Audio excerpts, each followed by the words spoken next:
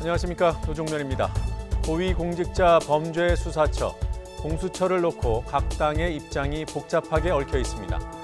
민주당은 지난 4월 공수처법을 신속처리 절차 패스트트랙에 올릴 때 연대했던 야당들을 설득해 최대한 빨리 본회의에서 결판을 내겠다는 입장이고, 한국당은 절대 불가해서 물러서지 않고 있습니다. 바른미래당은 선거법이 먼저라면서도 절충 가능성을 열어두고 있습니다. 문제는 여론입니다. 패스트트랙 전국 때만 해도 여론이 공수처에 매우 호의적이었습니다. 찬반이 작게는 6대2, 크게는 8대1까지 벌어져 있었습니다. 하지만 조국 정국을 거쳐온 지금 작지 않은 변화가 감지됩니다. 최근 KBS가 의뢰한 조사에서는 찬반이 6대3, 아직 보도되지 않은 YTN 조사에서는 5대4 정도였습니다. 잠시 뒤 더 여론과 더 콕 시간에 YTN 여론조사 결과와 함께 공수처 여론의 변화 이유, 국회 논의에 미칠 영향 등을 짚어보겠습니다. 10월 21일 더 뉴스 주요 뉴스부터 정리합니다.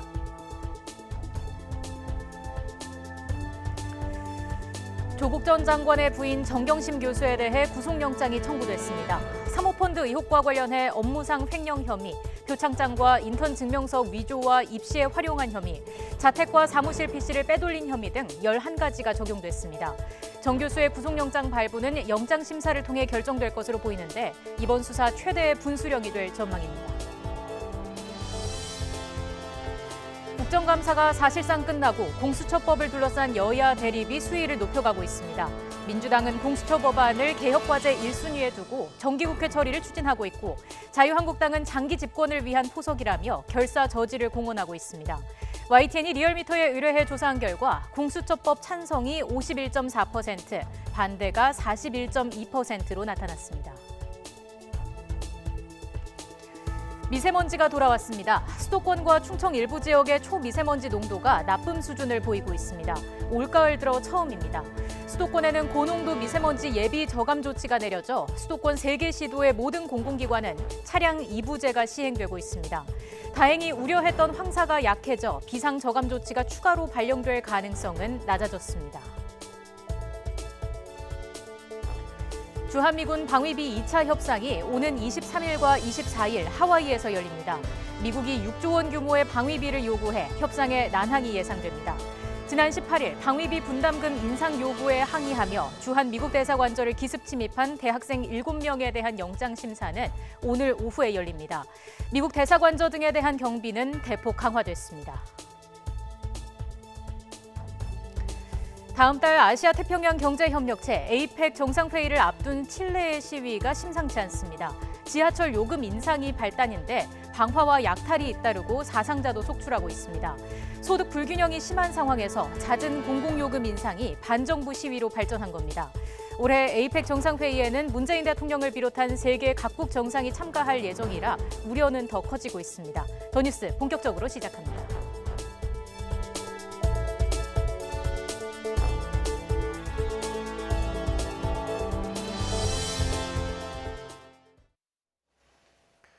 조국 전 법무부 장관의 부인인 정경심 교수에 대해 검찰이 구속영장을 청구했습니다. 정 교수의 건강 상태 때문에 막판까지 영장 청구 여부를 고심했던 검찰은 입시 비리와 사모펀드 의혹 등 모두 11개 혐의를 영장에 적시했습니다. 법원의 영장 심사는 이르면 모레쯤으로 예상됩니다. 취재기자 연결해서 알아보겠습니다. 박석영 기자.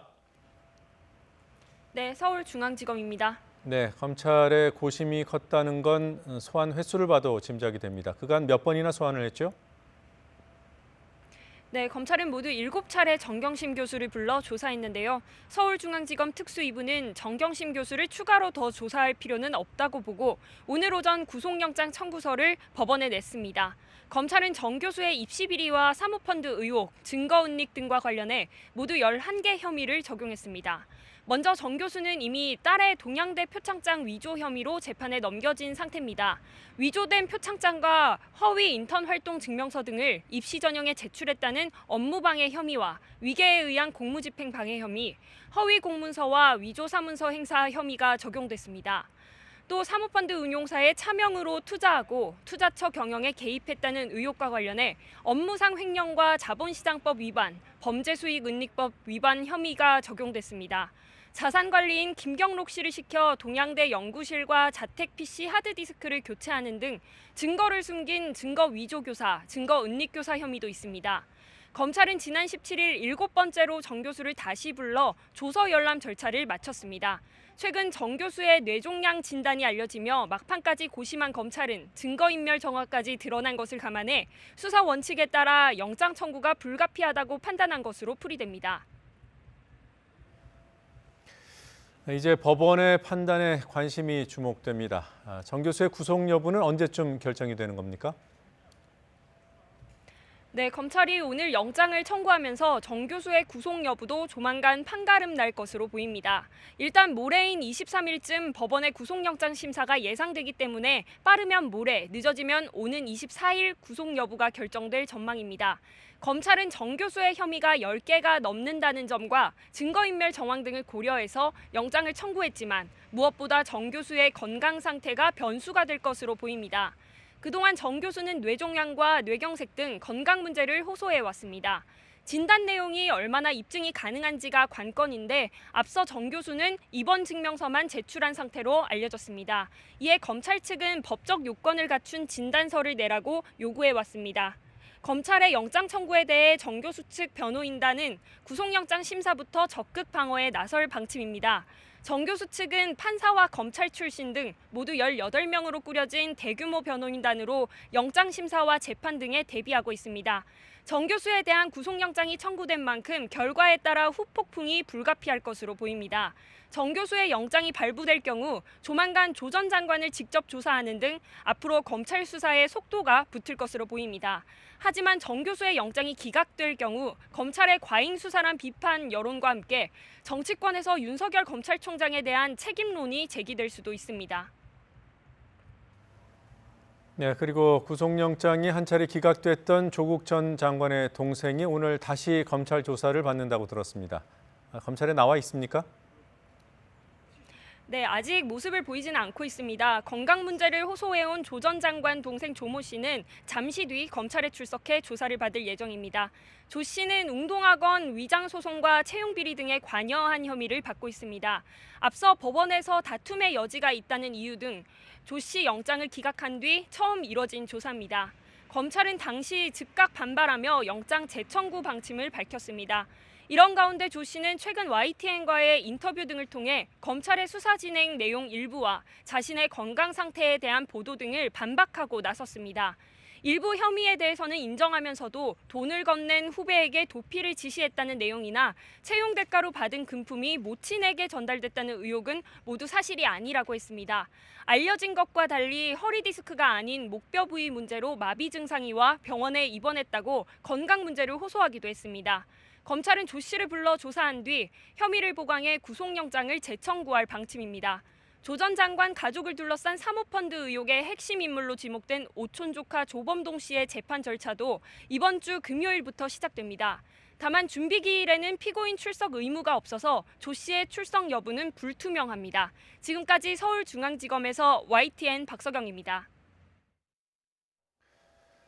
여야가 패스트트랙으로 지정된 공수처 법안 등을 놓고 본격적인 협상에 돌입했지만 여야 이견이 워낙 커서 대치만 이어가고 있습니다. 이런 가운데 바른미래당은 비당권파 모임의 대표인 유승민 의원이 12월 창당을 공식화했습니다. 바른미래당의 갈라서기가 초읽기에 들어간 상황입니다. 취재기자 연결돼 있습니다. 김주현 기자. 네, 국회입니다. 네, 여야 3당 원내대표 오늘 오전에도 공수처 때문에 만난 겁니까? 네, 그렇습니다. 더불어민주당 이인영, 자유한국당 나경원, 바른미래당 오신환 원내대표가 오늘 오전 국회에서 만났습니다. 여권이 추진하는 검찰개혁의 핵심, 공수처 법안 등을 논의했지만 이렇다 할 성과는 없었습니다. 공수처 법안을 놓고 여야가 이견을 보이고 있는데 쟁점을 해소하지 못한 겁니다. 앞서 민주당 이인영 원내대표는 공수처 설치를 거듭 강조하며 검찰 권력 견제와 고위공직자의 비리 수사를 중요한 이유로 밝혔습니다. 방대한 권한을 가지고도 어떤 기관으로부터 견제받지 않는 검찰 권력의 분산을 이루는 것이 공수처의 핵심적인 목적입니다. 게다가 우리가 야당인 시절 주장했던 공수처가 어떻게 정권 연장용이란 말입니까? 반면 한국당 나경원 원내대표는 공수처가 자유민주주의에 치명적인 독이 될 것이라며 강하게 반발하면서 검경 수사권 조정으로 검찰 권력을 견제하고 경찰 개혁도 함께 추진해야 한다고 강조했습니다. 현실화될 것입니다. 자유한국당은 공수처 밀어붙이기에 흔들리지 않고 오직 진짜 검찰개혁에 매진하겠습니다. 진짜 검찰개혁, 결국 검찰의 독립성과 중립성 확보입니다. 오늘 진행되고 있는 법무부 등을 상대로 한 국회 법제사법위원회 종합국정감사에서도 검찰개혁 문제가 도마 위에 올랐는데요.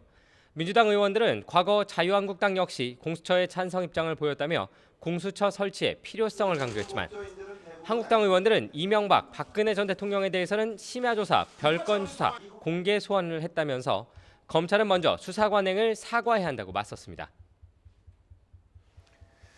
바른미래당 얘기도 해보죠. 내홍의 중심에 있는 유승민 의원이 탈당 시기를 구체적으로 언급했더군요. 12월 창당이죠. 네, 그렇습니다. 유승민 의원이 자신과 비당권파 의원들이 오는 12월 바른미래당을 떠나 신당 창당에 나설 것이라고 밝혔습니다. 그동안 유 의원이 대표를 맡고 있는 변화와 혁신을 위한 비상행동 의원들의 탈당 움직임은 포착되어 왔지만 공식적으로 직접 시기를 언급한 것은 이번이 처음입니다. 12월 정기국회까지는 마무리하고 그리고 그 이후에 이제 저희들 결심을 행동에 옮기는 그런 스케줄로 생각하고 있습니다. 예산하고 패스트트랙 관련 법안하고 다 처리하고 그리고 저희들 결심 행동 옮길 겁니다. 이에 대해 손학규 대표는 강하게 유 의원을 비판했습니다. 유 의원이 그동안 당을 위해 아무것도 안 하고 자신을 몰아내는 데만 힘을 쓰지 않았느냐며 위선, 기회주의자라고 유 의원을 몰아세웠습니다. 이어 나갈 것이라면 빨리 나가라며 바른미래당은 한국 정치 구조를 바꾸고 국민의 신뢰를 받고 사랑받는 연합 정치의 길로 나아가겠다고 강조했습니다.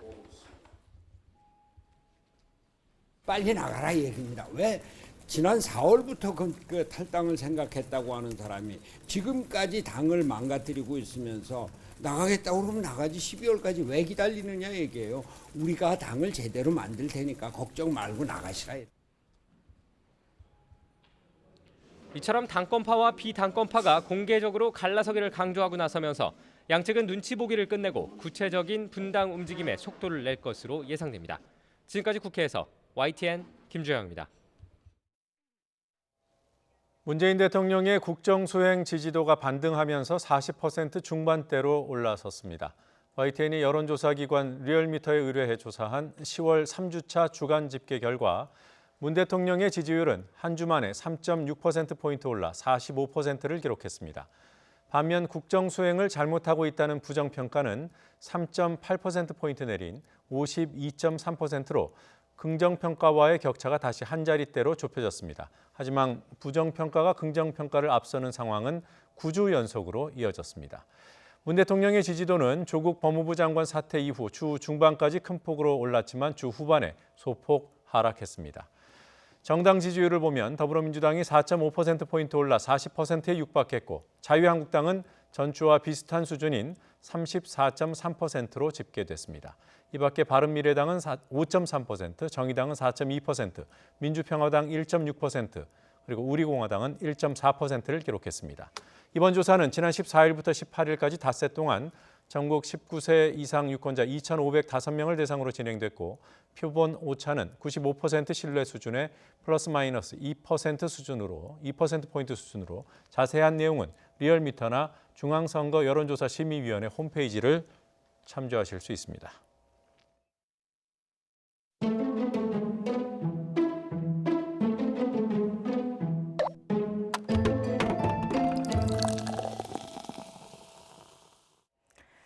매주 월요일 더 뉴스 덕후에서는 민감한 현안에 대한 여론조사 결과를 전해드립니다.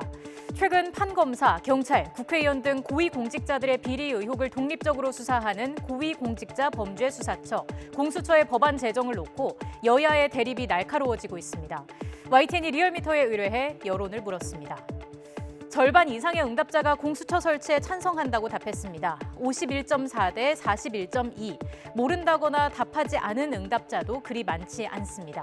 이슈가 오래 지속돼 왔고 마지막 관문인 본회의 법안 처리를 두고 대립하는 상황이라서 모호한 여론이 줄어들고 있습니다.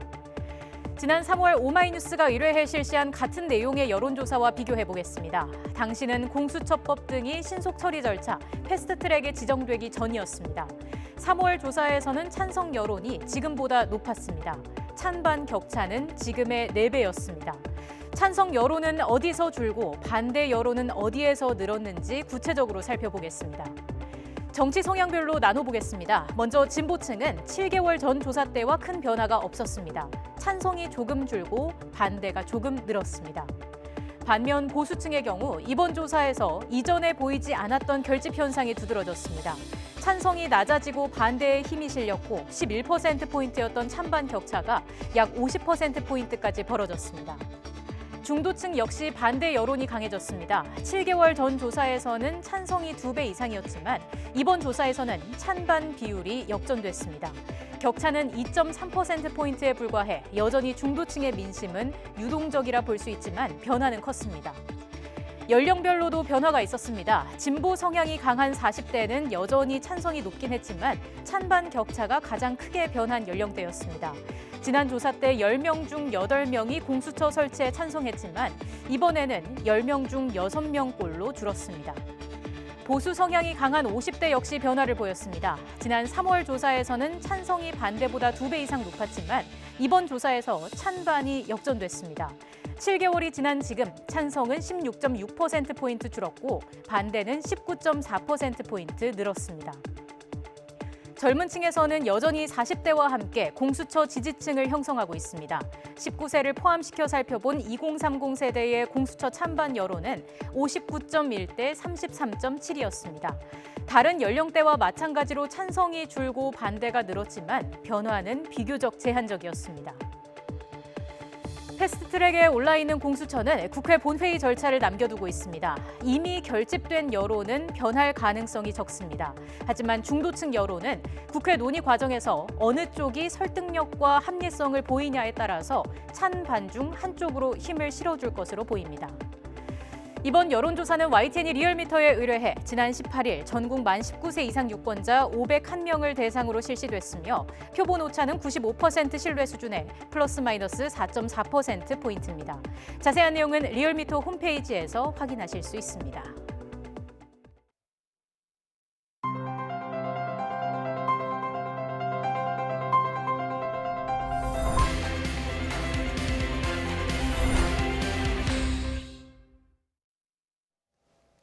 삼 3개월여 만에 다시 미세먼지가 찾아왔습니다. 수도권과 충남 지역의 미세먼지 농도가 나쁨 수준까지 오른다고 합니다. 우려했던 황사는 다행히 약해져서 우리나라에 별 영향을 주지 않을 전망이라고 하는군요. 취재기자 연결돼 있습니다. 김진두 기자. 네, 김진두입니다. 네, 현재 수도권에는 미세먼지 예비 저감 조치가 발령 중이더군요. 상황이 더 나빠지지는 않는 겁니까? 네, 그렇습니다. 미세먼지의 황사가 가세할 것으로 예상되면서 미세먼지 예비 저감 조치가 내려진 건데요. 하지만 현재 상황이 예상보다 나쁘지는 않습니다. 수도권 일부와 충남의 초미세먼지 농도만 나쁨 수준을 보이고 있는데요. 추가로 미세먼지가 더 유입된다고 해도 황사 가능성이 희박해지면서 미세먼지 특보가 내려질 정도로 상황이 악화되지는 않을 것으로 보입니다. 환경부도 오늘 미세먼지 비상 저감 조치를 추가 발령할 확률은 낮아졌다고 밝혔습니다. 최악의 상황은 피했지만 오늘과 내일 수도권과 충남 지방은 미세먼지 농도가 계속 나쁨 수준을 유지할 것으로 보입니다. 나쁨 농도가 나타난 것은 지난 7월 이후 약 석 달 만이고 지난해보다는 6일 정도 늦었습니다.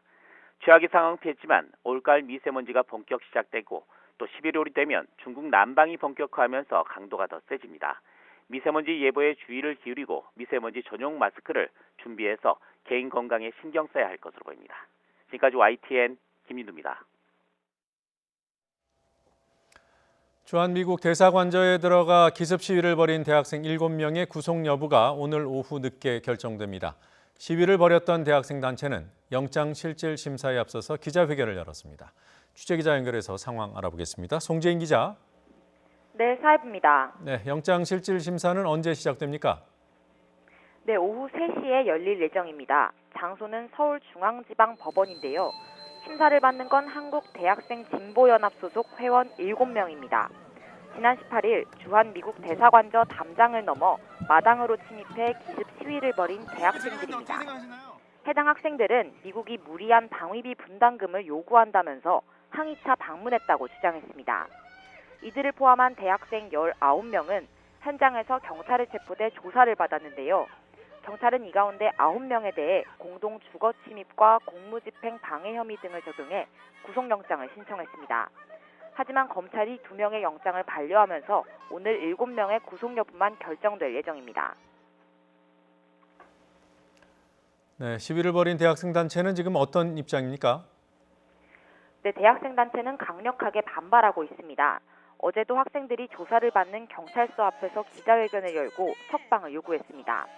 오늘은 영장 실질 심사가 열리는 법원 앞에서 규탄을 이어가고 있는데요. 오늘 오전 이미 한 차례 석방을 촉구하는 기자회견을 열었습니다. 학생들의 행동은 정당했고 대학생들을 대상으로 한 경찰의 진압이 지나치게 폭력적이었다고 비판했습니다. 이들은 오후에도 법원의 영장 기각 결정을 요구하는 기자회견을 진행할 방침입니다. 네, 이번 사건 때문에 미 대사관저 경비 문제도 부각될 것으로 보입니다. 경찰이 대책을 내놨습니까? 네, 그렇습니다. 경찰은 이번 사건을 계기로 미국 대사관저에 대한 경비를 대폭 강화하기로 했습니다. 우선 기존의 미국 대사관저에 배치됐던 의경 2개소대에 경찰관 1개 중대를 추가할 예정인데요. 상황에 따라 경력 배치 규모를 늘릴 수 있다고 덧붙였습니다. 긴급 상황에 대처할 수 있도록 미 대사관 측과 언제든 연락할 수 있는 핫라인도 구축할 방침입니다.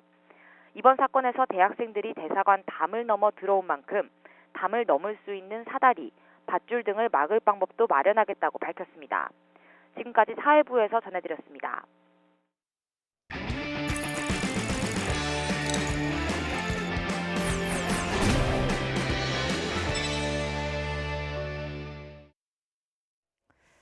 (30여 년) 만에 화성 연쇄 살인 사건의 진실을 밝히는 데에는 그 사이 발전한 과학수사 기법이 큰 역할을 했습니다. 그렇다면 실제 사건 현장에서 DNA 감식 같은 과학수사는 어떻게 이루어지는 걸까요? 오늘 경찰의 날을 맞아 YTN 취재진이 경찰 과학수사 현장에 동행했습니다. 김다연 기자가 취재했습니다.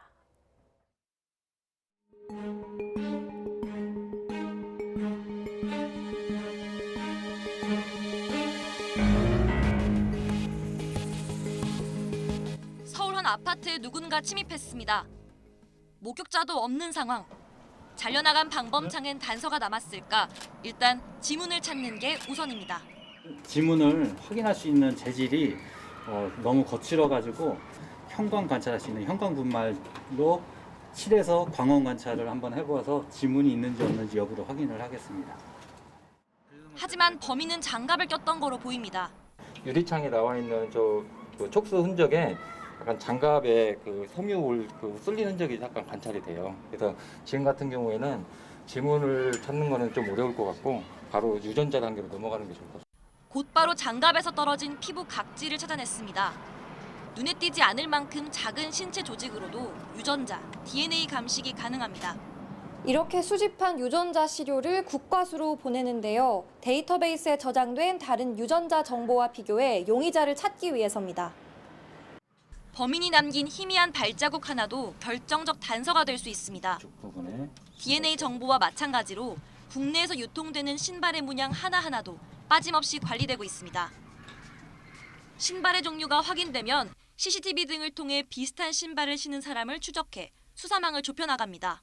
여기에 등록되어 있는 신발 문양 자료는 일선에서 근무하고 있는 과수 요원들이 실제로 매장에서 판매하고 있는 신발 문양 자료를 사진으로 찍어와서 시스템에 등록을 하고 있습니다.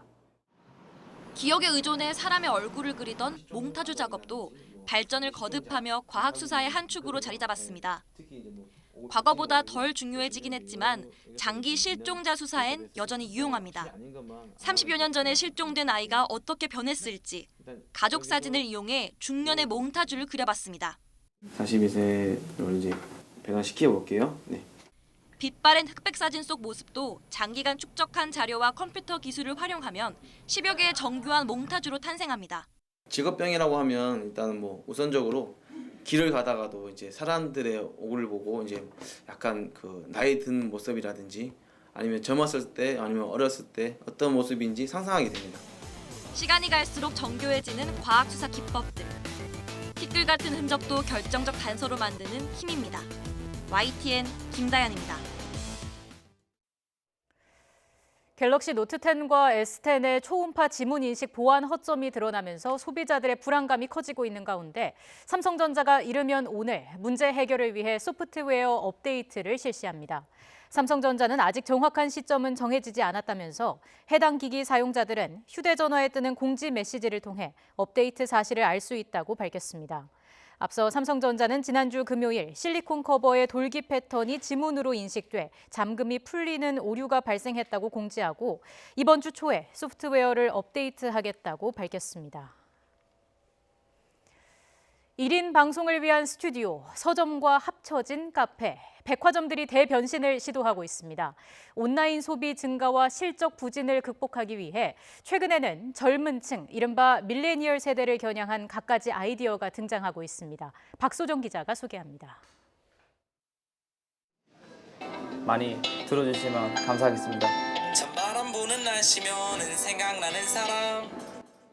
래퍼를 꿈꾸는 크리에이터가 1인 방송을 하고 있습니다.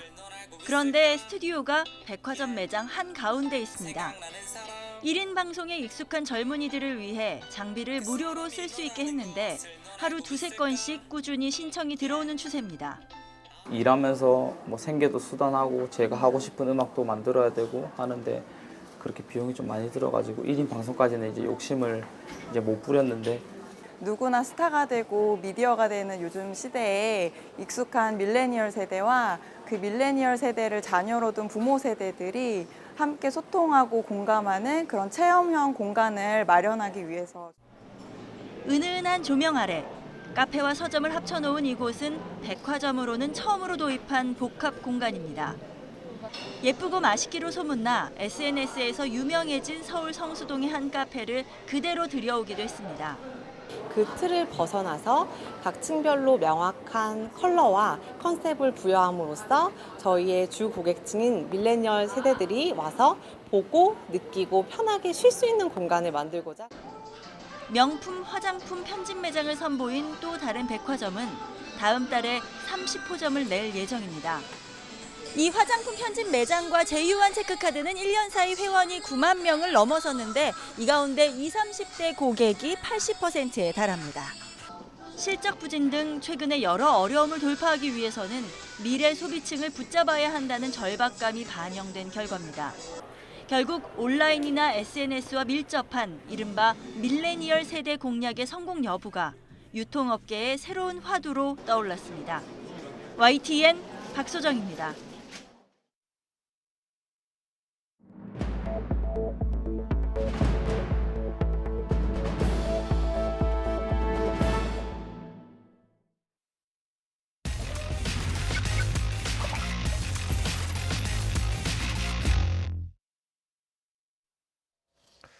(20대) 국회 마지막 국정감사가 대부분의 상임위에서 오늘 종합감사를 끝으로 종료됩니다. 조국으로 시작해서 조국으로 끝이 났다고 해도 과언이 아니라는 평가가 나옵니다.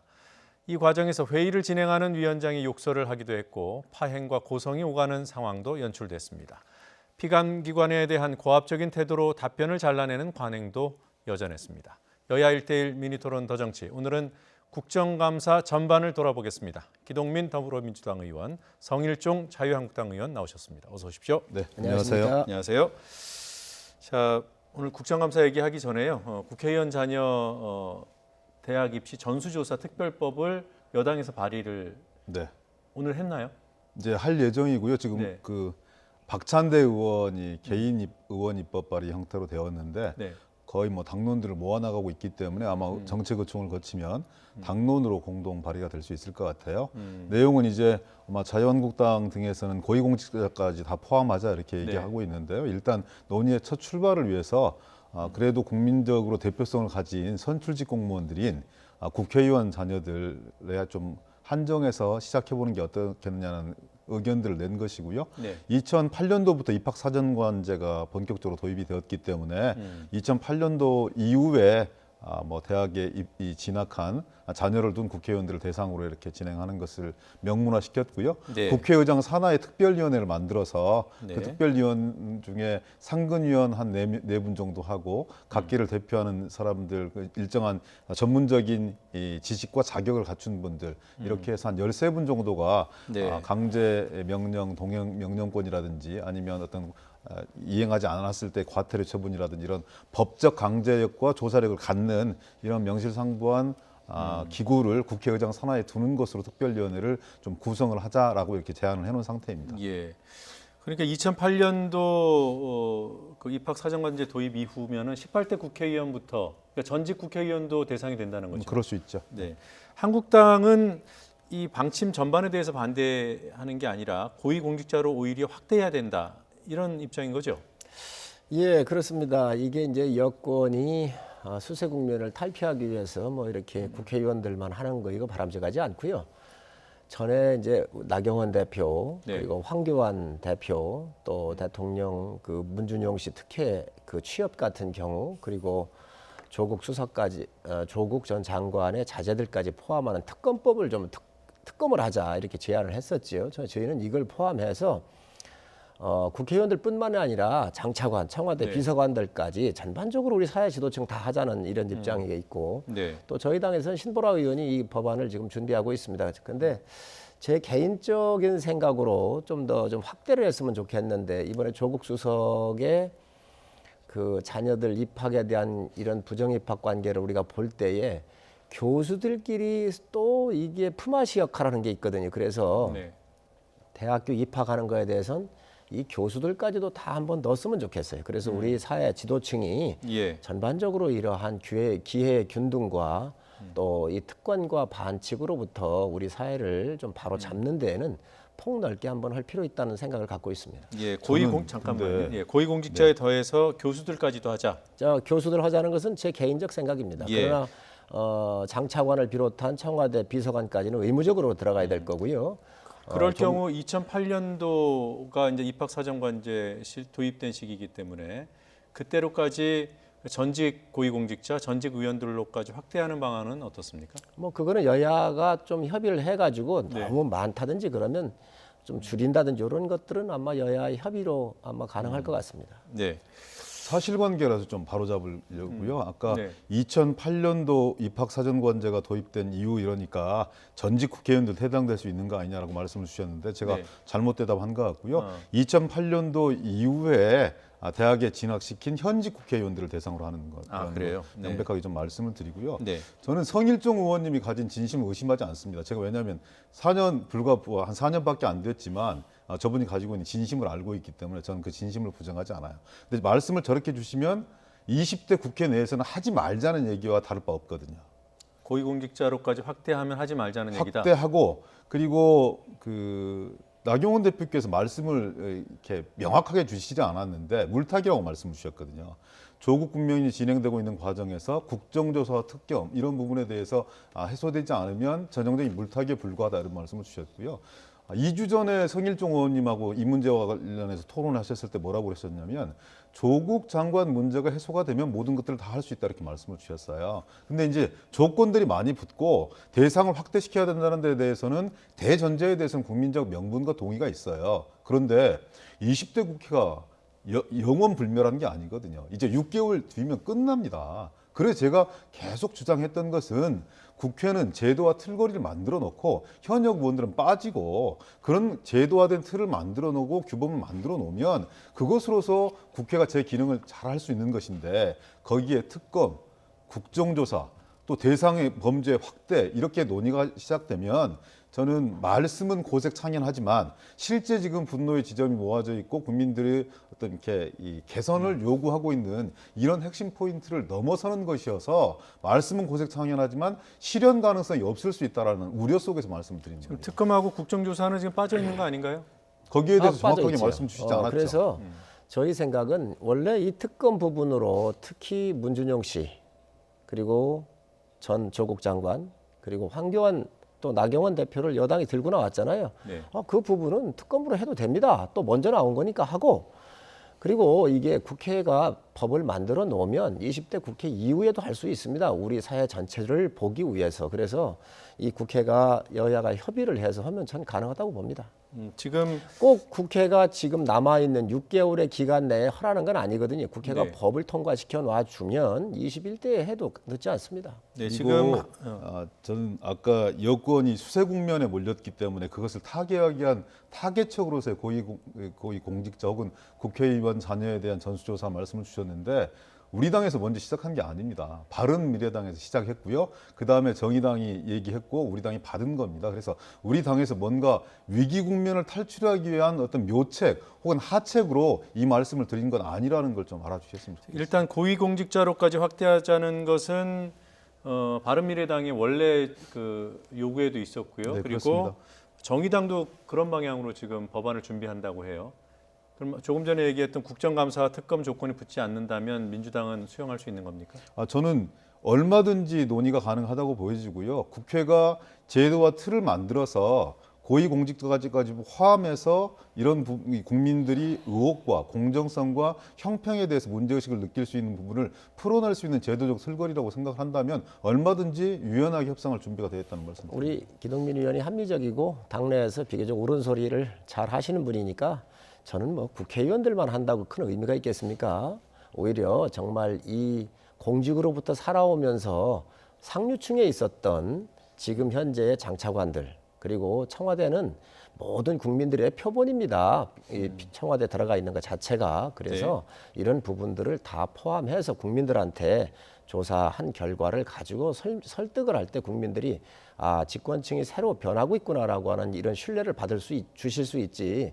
지금 국회만 해가지고 그게 되겠습니까? 또 네, 장관이나 알겠습니다. 차관의 지위라고 하는 것은 대한민국을 이끌어가고 있는 지도층이기 때문에 반드시 들어가는 게 좋다고 생각을 합니다. 예, 두 당의 입장, 민주당은 박찬대 의원 입법으로 발의로 그 국회의원 대상으로 한 법안을 내지만 고위공직자로 확대할 수 있다는 입장이고요. 네, 그렇습니다. 한국당은 애초에 처음부터 고위공직자가 포함된 법안을 발의하려고 준비하고 있는 거고요. 한국당 법안에 혹시 현직 의원이 아닌 당 대표도 포함이 됩니까? 뭐 여야가 협의하면 되지 않겠습니까? 그러니까 황교안 대표 같은 경우에는 지금 국회의원 신분이 아니기 때문에. 예, 그렇습니다. 그렇기 때문에 안 들어가긴 하겠지만 제가 봤을 때 여야 협의할 수도 있다고 보여지고요. 네. 또 황교안 대표가 깔끔하고 괜찮으신 분입니다. 뭐 이런 부정행위했다고 생각을 안 하고 만약에 그렇다고 한다면 저희가 얘기한 대로 대통령 문준영 씨 그 조국 수석 또 조국 수석 이제 나갔잖아요. 그 국민들한테 좀 밝혀야 될 거 아니에요. 그러니까 다 해가지고 특검으로 처리하는 것도 하나의 방법입니다. 처음에는 좋았는데 같이 물고 물고 들어가니까요. 일단은 대통령만 얘기하면은 좀 여당이 좀 부담스럽지요. 사실은 그래서 저는 물타기라고 생각하거든요. 선출직 공무원이고 지난 대선 과정에 상당히 많은 의혹이 제기이 되었음에도 불구하고 국민적 판명이 난 사안인데 그걸 애써 야당 대표가 결부지어서 특검을 하자 이건 좀 이렇게 과도한 걸 뛰어넘어서 받아들이기가 좀 어려우니까 조국 장관의 이야기가 진심을 좀 의심하는 거죠. 저희 조국 입장에서. 장관의 이야기가 나왔었을 때 나경원 대표와 황교안 대표를 여당이 물고 늘어졌습니다. 그래서 야당인 저희가 좋다. 그러면 황교안 대표 그리고 나경원 대표 다 특검 받을 테니 민주당에 지금 문제 있는 조국 그리고 대통령도 받아라 이렇게 얘기한 것입니다. 자, 일단 그 특검 얘기는 이 전수조사 특별법 얘기가 나오기 전에 초기에 나왔던 것이고 그 이후에 저희가 기억하기로는 교섭단체 3당 원내대표 합의해서 조국 사태가 해소되면 할 수 있다라는 게 이제 한국당과 바른미래당 입장이었기 때문에 지금 특검 얘기를 굳이 할 필요가 없을 것 같아요. 오늘 특히나 이 자리에서는. 그렇죠? 이력이 그러니까. 네, 이력을 확인해 주신 거는 그러니까. 혹시 혼란스러워 하실까 봐 지금 이 특별법을 발의해서 통과시키는 문제하고 특검 요구가 지금은 섞여 있는 국면은 아닌 것으로 저희는 파악하고 있습니다. 네. 저는 하시죠. 그렇게 판단되지만 혹시 모른다는 말씀이시죠? 그거는 그때 되면 또 얘기하겠습니다. 네, 알겠습니다. 네. 국정감사 얘기로 가보겠습니다. 먼저 이번 국정감사에서 있었던 파행 장면을 잠시 함께 보고 얘기를 나누어 보겠습니다. 우선 보건복지위에서 있었던 파행 장면 확인하고 오시죠.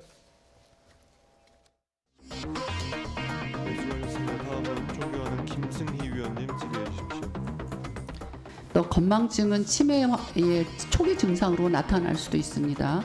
네. 그래서 지금 국민들은 가족의 치매를 걱정하고 있음과 동시에 요즘 대통령의 기억력 문제를 많이 걱정하고 있습니다. 국무회의에서 문재인 대통령 전용 기록관 건립 계획을 직접 이쯤 되면은 그 주치뿐만 아니라 보건복지부 장관님께서도 대통령 기억력을 좀 잘 챙기셔야 된다. 논란이 있는 문제에 대한 지적이라면 모르겠지만 대통령을 인신공격할 수 있는 것인지 왜 보건복지위원회에서 이런 문제가 이렇게 논쟁이 돼야 되는 것입니까? 국정감사와 국회의원 스스로에 대한 모독이라고 생각합니다. 정식으로 사과하십시오. 제가 대통령의 기억력 문제를 잠시만요. 복지부 장관이 챙기라고 아니요. 했어요. 자. 복지부 장관이 왜 못 챙깁니까? 대통령이 취해야지. 제가 왜 취하라고 그랬습니까? 네, 뭐 부연 설명을 안 들어도 될 것 같고요.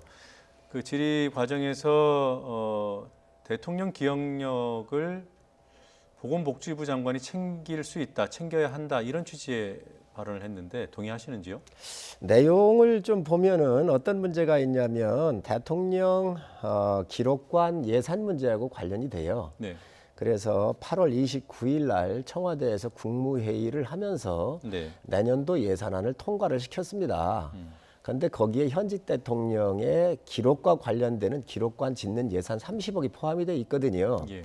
근데 이게 9월 10일 날 조선일보에 현직 대통령이 계시면서 어떻게 기록관을 짓느냐 하고 이렇게 이제 언론이 문제 제기를 한 거예요. 그러니까 11일 날 청와대 고민정 대변인이 대통령께서 불같이 기록관을 짓는 거에 대해서 화를 내셨다 이렇게 얘기를 했어요. 내용은 뭐냐?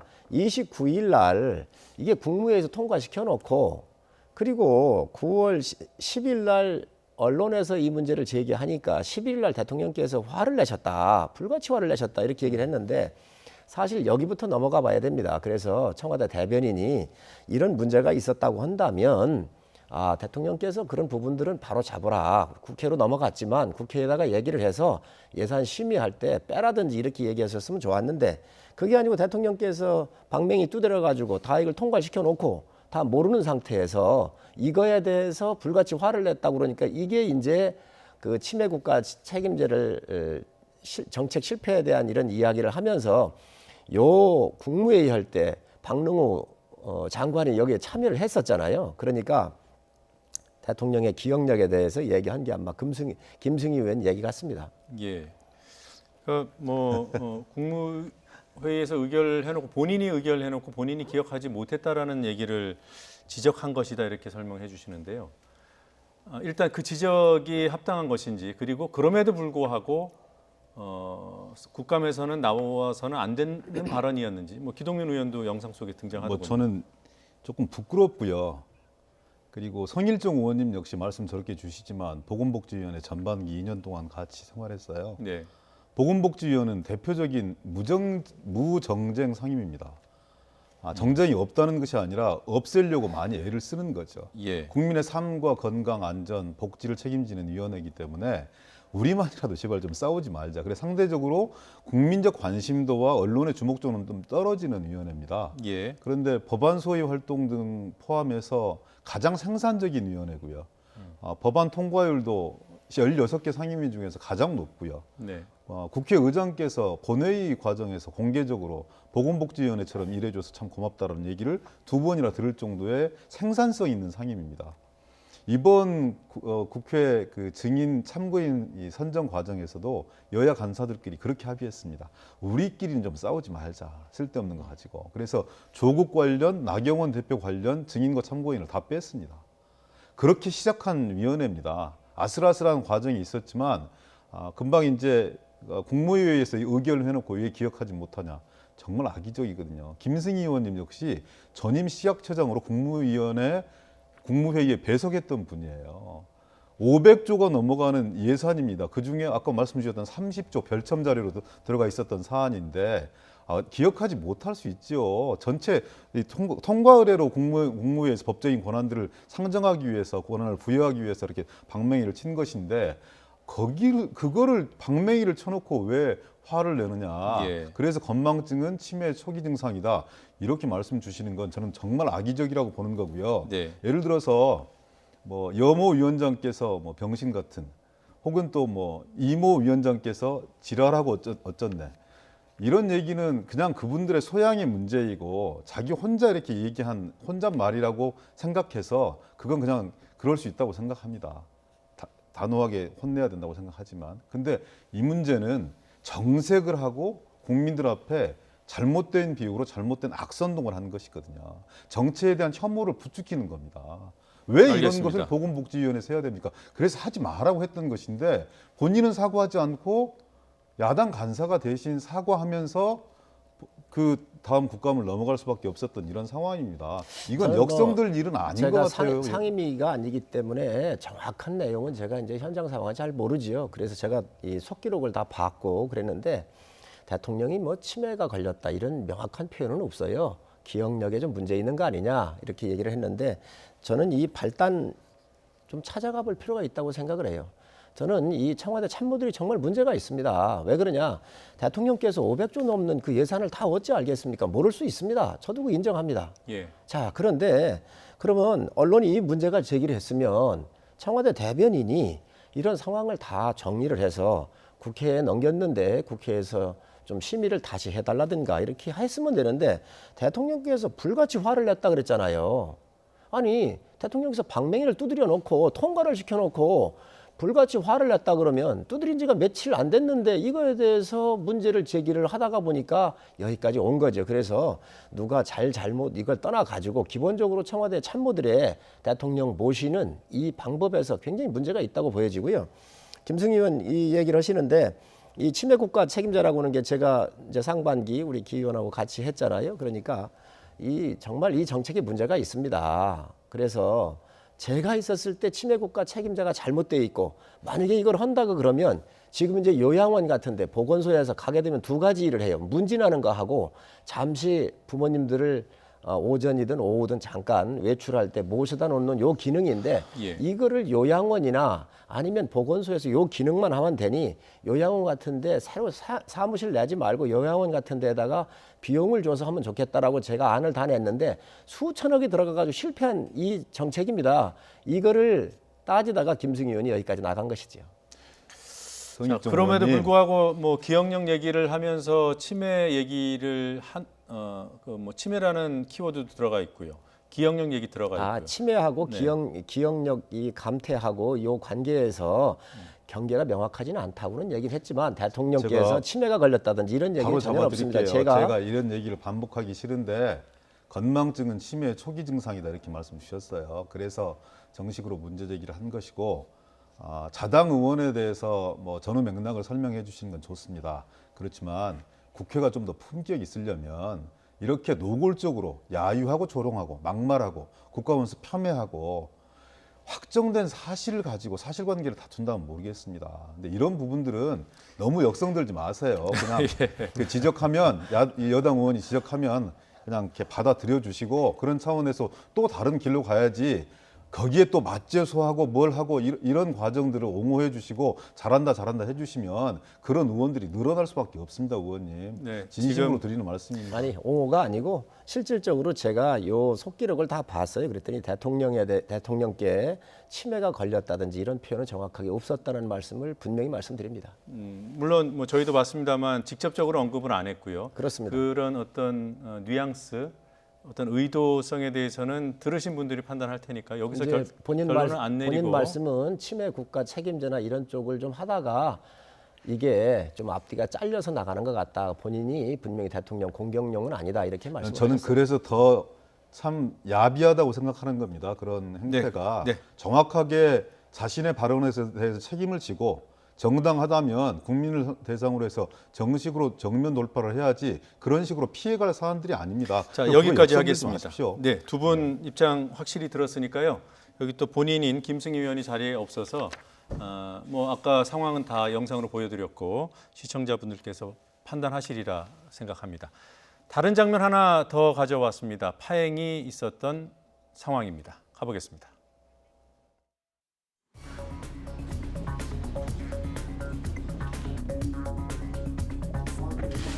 선서 전해드릴 말씀이 있습니다.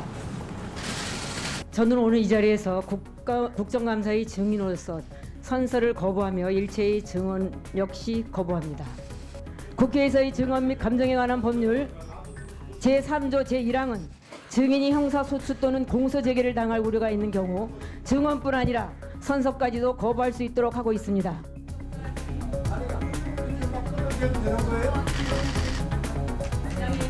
국회에서 증언 감정에 관한 법률 3조에 보면 거부를 할 수 있는 사유가 있고 저는 그것이 피우진 전 처장 증인에 대해서 정확하게 해당이 된다고 생각합니다. 본인의 생존 본능만 중요하지 기관장으로 1년여 동안 보훈처를 이끌어온 사람으로서 이거는 정말 도저히 묵과할 수가 없는 사태입니다. 따라서 증언 거부죄뿐만 아니라 동법 13조 국회 모욕죄까지 추가해서 정무위 차원에서 고발할 것을 강력히 주장합니다. 네. 자, 성 의원님도 저 상황 있을 때 계셨고요. 지금 그 피 전 보훈처장이 한국당에 의해서 고발된 상태인가요? 그렇습니다. 어떤 일로 고발이 돼 있죠? 피 전 처장은 보훈처장을 하실 때부터 문제가 많았지요.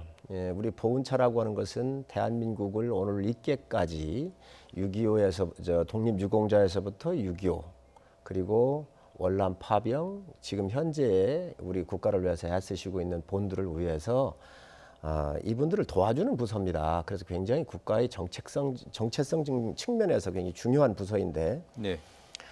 이번에 손혜원 의원 같은 경우는 이제 손혜원 의원의 부친, 손혜원 의원의 부친이 계신데 피 처장을 국회에 와서 만나고 이틀 만에 이 독립 후손들한테 독립 유공자들한테 주어지는 이 훈장을 이번에 올해 받았잖아요. 그래서 이게 문제가 된 겁니다. 그런데 손혜원 의원의 부친의 여러 전력이 좀 문제가 됩니다. 대한민국을 그동안 위에서 일하셨던 분들에 대해서 이 공을 기려서 주는 이 독립유공자 상인데 예를 들면 1945년도 12월 조선공산당 공산청년연맹에 가입했던 것들이 가평경찰서에 있고요.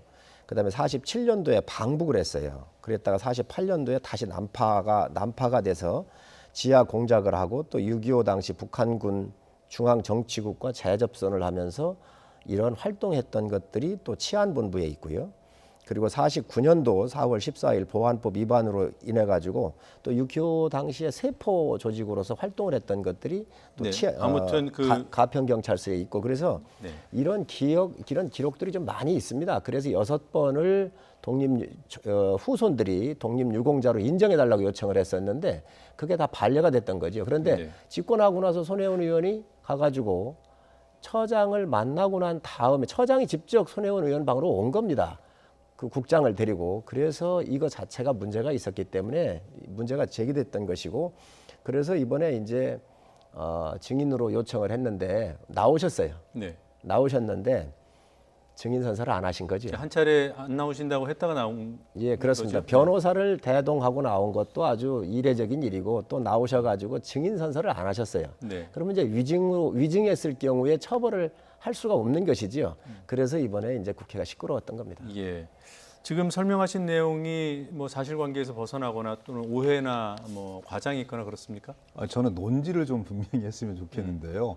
피우진 처장이 왜 증인 선서를 거부했느냐, 그게 적절한 거냐 여기에 대한 네. 뭐 이렇게 적시를 따져보려고 하는 거잖아요. 네. 피고발인이 그 고발인들이 전부 다 자유한국당에서 두 가지 이유로 고발한 거지 않습니까?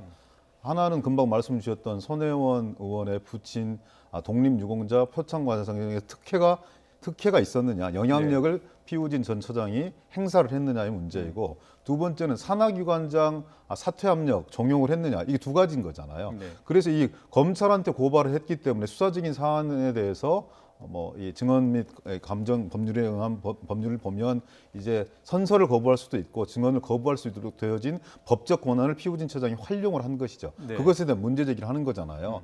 이 증인신문의 요지도 이 두 가지로 압축되어 있었던 것이거든요. 그러니까 일반적인 피우진 처장의 재임 기간 동안에 일어났던 일들에 대해서 신문한다면 그건 또 별개의 문제였을 텐데 신문 핵심 요지는 금방 두 가지였다고. 근데 그건 수사를 진행하고 있고 한 가지는 특혜가 있었느냐 마느냐에 대한 한 가지는 특혜가 없었다. 남부지방검찰청에서 결정을 하니까 그걸 불복해가지고 서울고법에 다시 항고를 했어요. 자유한국당이. 국회가 자초한 일인 거죠. 왜 자당에서 고발한 피고발인을 불러내서 법적인 권한을 행사하는 것에 대해서 잘못되었다고 지적을 하는 겁니다. 예전에 이제 뭐 조금 이따 나올 수 있는 거겠지만 김용판 경찰청장에 대한 사례 이런 부분들을 말씀을 비교로 할 수도 있다고 보여지는데 저는 사안의 성격이 완전히 다를 수 있다고 보여지거든요. 증인으로서는 증인의 법적인 권한을 행사한 거예요. 그러면 그걸 알고 국회가 여야가 합의해서 증인을 채택했을 거 아닙니까? 그 증인으로부터 뭔가 사실관계를 불러내는 청문권은 국회가 가진 겁니다. 국회의 권한들을 제대로 행사를 해야죠. 김 의원님 말씀을 하셨는데 그 이야기를 했어요. 수사 중이어서 불리한 걸 하지 마라. 그러나 처장으로서 임무를 수행하는 와중에 보고를 받았다든가 여러 가지 관련된 거는 해야 되니까 그거에 대해서만 해라. 그러면 수사와 관련돼 가지고 불리한 거는 증언을 안 해도 좋다. 그러나 증인 선서를 하라고 요청을 했습니다. 그거조차도 안 했습니다. 예를 든다면 제가 질문을 던졌는데 방금 전에 말씀드렸던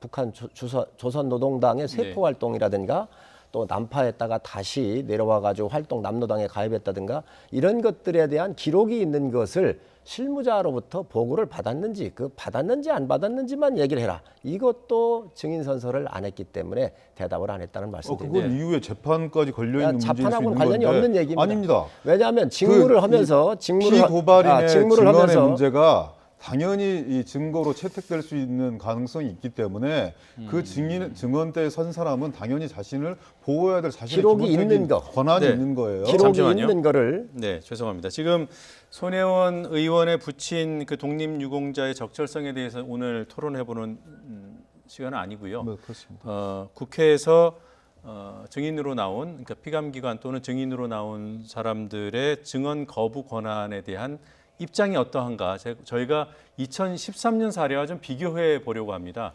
지금 피우진 전 처장이 증인 선서를 안 하고 또 증언도 거부했을 때 한국당이 비판을 하고 민주당은 어떻게 보면 좀 이해하는 입장이었어요. 2013년에는 정반대의 상황이 있었습니다. 영상으로 확인하겠습니다. 마찬가지 선고 이유를 통해서 소설 중에도 그렇고 김용판 국회에서의 증언 감정 등이라는 법률 제3조 제1항 및 형사소송법 제148조에 따라 선서를 거부하며 원칙적으로 증언과 서류 제출을 하지 않도록 하겠습니다. 이거 자체를 거부한다는 것 자체가 첫째, 국민을 모독하는 것입니다.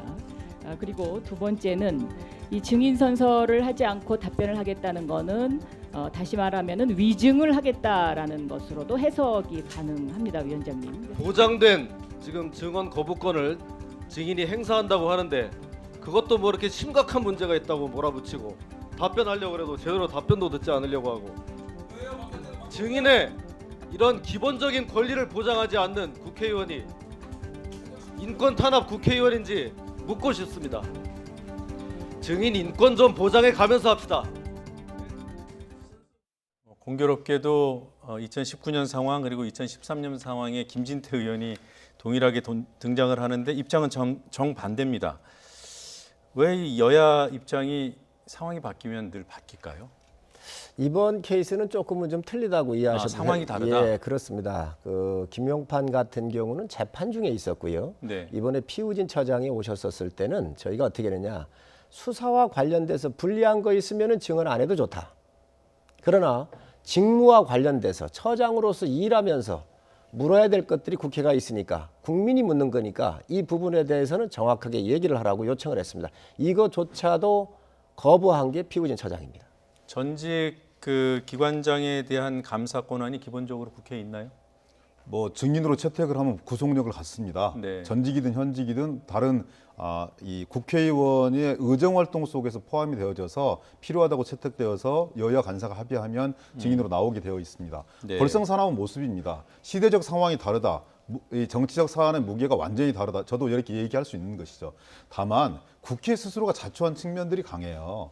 수사 중인, 재판 중인 증인을 여야가 합의해서 내놓으면 이런 논란에 휩싸일 수밖에 없는 위험성이 있는지 뻔히 알면서 예. 국회가 스스로의 무능을 증명하고 있는 거거든요, 국민들한테. 그리고 똑같은 각도에서 서로 다른 주장을 하고 있는 거죠. 그러니까 국회 스스로의 품위와 품격, 권위를 스스로 떨어뜨리는 거예요. 저는 피우지 처장이 잘했다, 누가 잘했다 이런 얘기 하고 싶지 않습니다. 그래도 국회에 왔으면 국민을 대표하는, 좀 민망합니다만 많이 지탄을 받지만 국민이 대표성을 부여한 국회 안에서는 최대한 성실하게 증언해야 될 의무가 있다고 저는 생각합니다. 네. 그건 선사의 형식이든 아니든지 간에 만약에 거기서 거짓말하게 되었을 때 따라올 수 있는 국민적 후과와 비판, 저는 달게 받을 수밖에 없는 거라고 생각하는데요. 저는 왜 여야가 이렇게 논쟁적인 증인, 그리고 뭔가 국민적 공감대가 압축되어서 다른 얘기를 들을 수 있는 여건이 확인될 수 있으면 모르지만 그렇지 못한 이런 분란을 자초할 수 있는 증인을 채택하는 것에 대해서는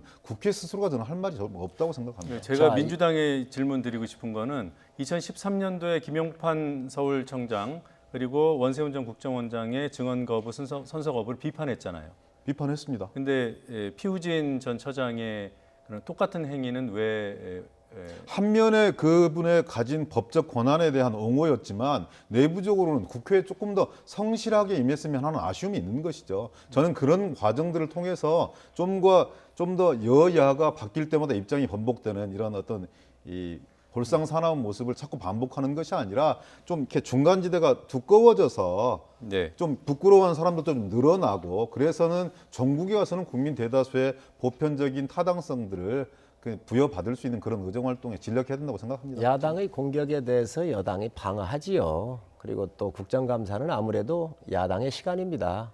또 야당은 국민들이 궁금해하고 묻고 싶은 것을 대리해서 묻는 거기 때문에 이번에 정확한 이 팩트는 피우진 처장이 수사 중이기 때문에 불리한 건 하지 말라고 요청을 정확하게 했었다는 말씀 드리고, 그 이외의 것도 충분히 대답하실 수 있는데 이것들조차도 대답을 안 한 것은 상당히 국민 무시라고 생각을 합니다. 알겠습니다. 자, 시간이 없어서요. 한 가지 질문만 두 분께 공의 드리겠습니다. 오늘 좀 국정감사 그리고 뭐 국회에서 상임위가 운영되는 그런 방식에 대해서 좀 고민을 해보고 싶었는데요.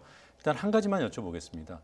왜 의원들은 기관장이나 증인들 세워놓고 단답식으로 답변을 요구하거나 답변을 하려고 하면 자르거나 아니면 심지어는 네 아니오로 대답하십시오라고 고압적으로 요구하기도 해요. 왜 그러는 겁니까?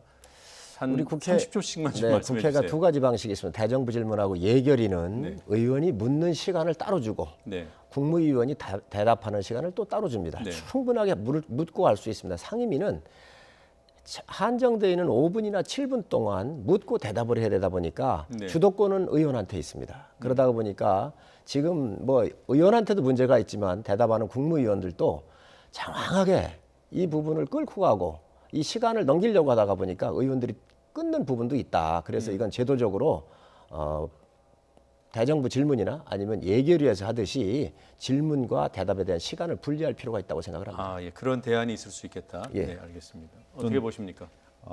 현실적이고 합리적인 말씀을 주셨지만 전혀 대안이 아닌 거죠. 왜 그렇습니까? 발언의 형평성 문제가 있거든요. 공평성 문제가 있거든요. 의원이 한 상임위당 20명에서 30명이 되어지는데 의원들의 자유로운 이 발언의 기회를 보장해야 되는 것이 한편으로 국회의 책무이기도 하지만 공평하게 보장을 해야 되거든요. 그래서 7분의 미약이라는 얘기가 나옵니다. 국회의원은 7분 안에 상대방의 답변까지 포함해서 자기가 뱉을 수 있는 모든 정제된 메시지를 국민들 앞에 선사해야 돼요. 수많은 논쟁과 수많은 전차복절이 있었습니다. 그럼에도 불구하고 이렇게밖에 할 수 없는 것은 이 제도 자체가 가지고 있는 저는 한계라고 생각합니다. 좀 더 나은 사안들이 있는 건지는 부단히 연구해 보겠습니다. 그리고 예. 이 제도가 지고지순하다 이렇게 생각하지 않습니다. 좀 더 소위 말하는 국회의원이 청문권을 가진 것처럼 답변할 권한을 보장해줘야 되는 일반론에 대해서 부정하는 사람은 아무도 없을 겁니다. 그런데 지금 가지고 있는 제도 장치와 시스템 자체가 그것을 불가능하게 만들고 있기 때문에 그렇다는 말씀드립니다. 적어도 왜 답변을 충분히 듣지 못하는지 이유는 어느 정도 알 수 있을 것 같은데요. 그러니까 답변까지 다 제한된 시간 안에 포함되기 때문에 그럼에도 불구하고 답변이 잘리기 때문에 7분의 미약이라고 하셨지만 그 7분 동안에 고압적인 국회의원 모습만 보는 것은 사정을 아는 사람이면 모르겠지만 국회에 대한 전반적인 인식이 좀 나빠진 측면도 있을 것 같아서 좀 대안 마련을 좀 요청드리고 싶습니다. 회의를 조금 더 하면서 시간 여유를 가지고 질문 시간과 답변 시간을 좀 분리할 필요 있습니다. 예, 알겠습니다. 대안을 기대해 보겠습니다. 두 분 말씀 잘 들었습니다. 네, 고맙습니다.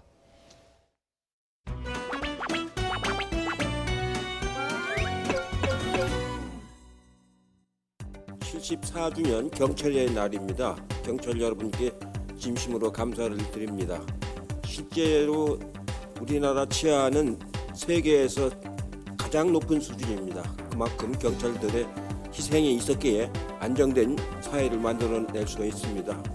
앞으로 이제 검경 수사권도 이제 분리가 될 예정으로 돼 있는데 앞으로도 민주경찰, 인권경찰로 역할을 다 해주실 것을 부탁을 드리겠습니다. 74주년 경찰의 날입니다. 경찰 여러분께 진심으로 감사를 드립니다. 저는 당연히 구속되어야 되는 사안이라고 생각합니다. 아마 국민들께서도 그렇게 생각하실 것입니다. 법원이 또 정권의 눈치 보고 그 영장 기각하는 일이 없기를 바랍니다. 그것은 사법부의 정말 치욕적인 그런 날이 될 것입니다.